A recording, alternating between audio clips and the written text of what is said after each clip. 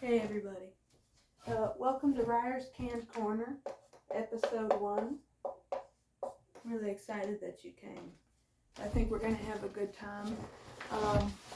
This is basically going to be the series where I eat corn and I tell true stories using other cans of corn as characters.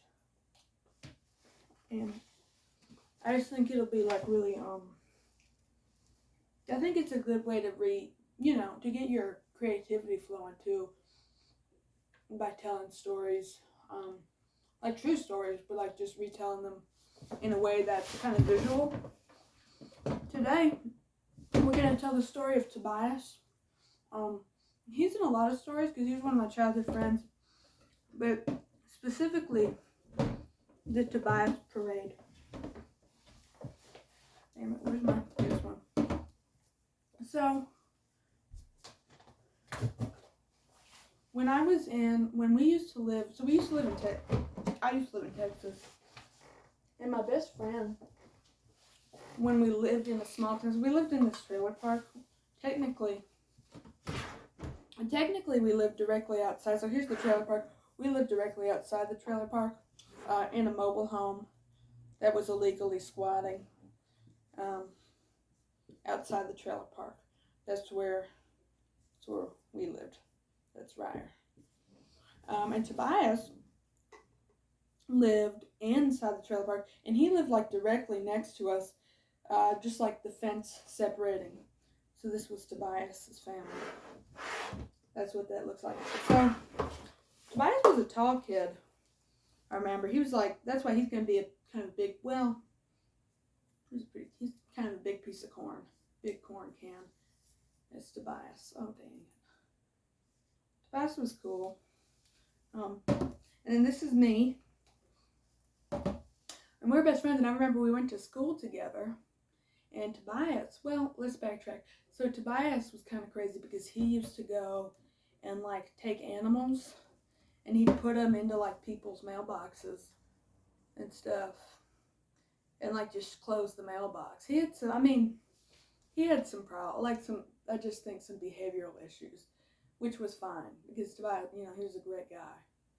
Other than that, like that was not okay, but that's what he did.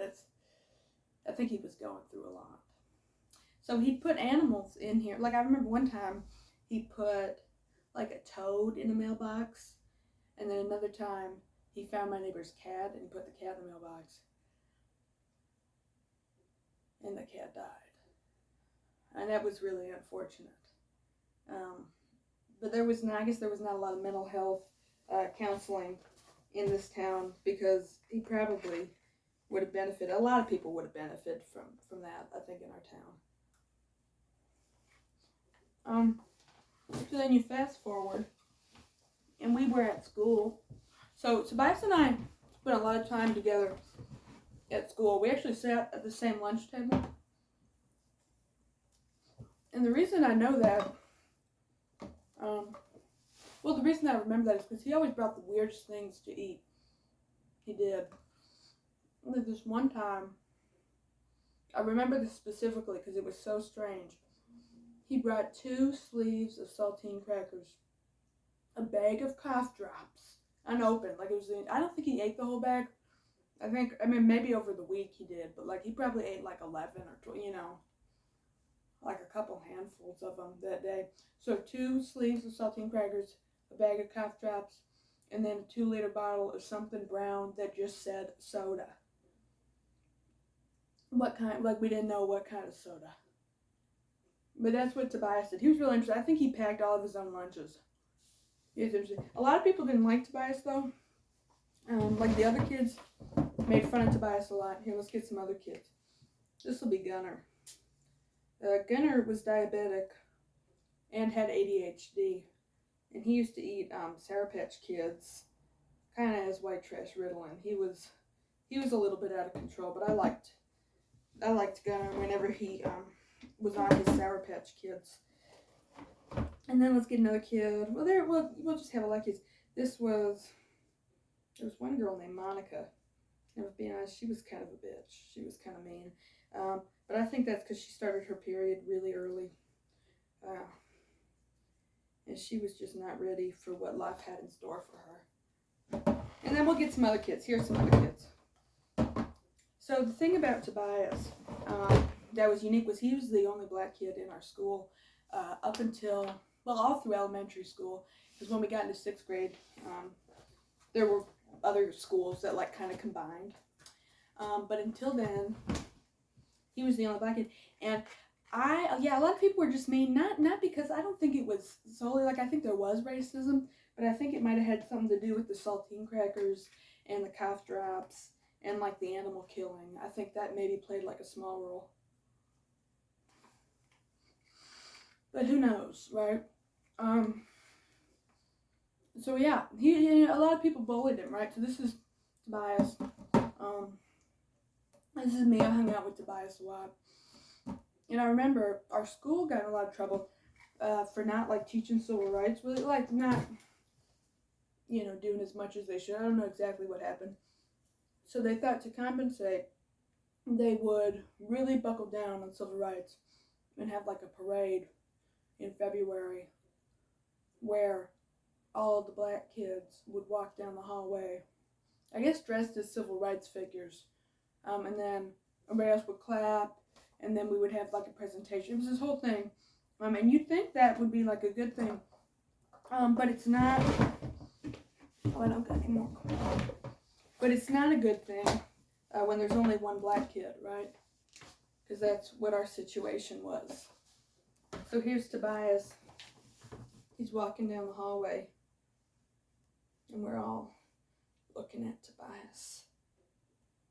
And you're mad too, right? Like we were mad because we were supposed to be at recess. Like this was during recess. I don't know why they chose that. I think that was kind of a strange move to take away recess. Because, then like kids don't understand those things, right? They're just going to connect it with Tobias. So the kids were mad. They're like, oh, fuck Tobias. Yeah, fuck Tobias. It's horrible. And Tobias, my bad. This is me. I did not say that. Fuck Tobias. Tobias was my guy. I was like, yeah! Again, we high-fived like that. It's like, good job, Tobias. But I do remember being jealous, too, and I went up to my teacher.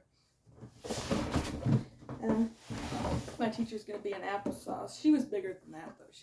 And I said, hey, why don't I get a parade? I didn't understand. But now I do get parades. Now I get a parade every June. It's a couple parades, actually. Yeah. But those are the main stories with Tobias. Tobias and I actually did go to church together a few times. And I used to go to his church. He went to this awesome Baptist church. There was also an all-African American church. It didn't have to be, but that's just what, coincidentally. And I remember loving that church. I went to church with him for like a year and a half. A long time. I loved that church. And I remember like telling my dad, I'd be like, I'm only going to go to the black church, because I love that church so much. It was just really interactive. And I guess this will be me in this scenario. I hope this isn't racist because it is corn. And this can was just, yeah, okay, I'm not going to say that. But, so here's me. And I'm like, woo! Like, because there's the pastor. And he's like, raise your hands in the Lord and praise the Holy Son of Christ. The Holy Son of God. And we're like raising our hands like, oh. And I'm, really getting into it. I really had a great time. And then fast forward, then I just kind of came every week. And like my dad would drop me off. Not that he didn't want to. He was just going to our church that we used to go to. Because it's not really reasonable to ask somebody to switch churches. Maybe it is. But yeah, that's been REIER'S Canned Corner for this week. Thanks for joining us.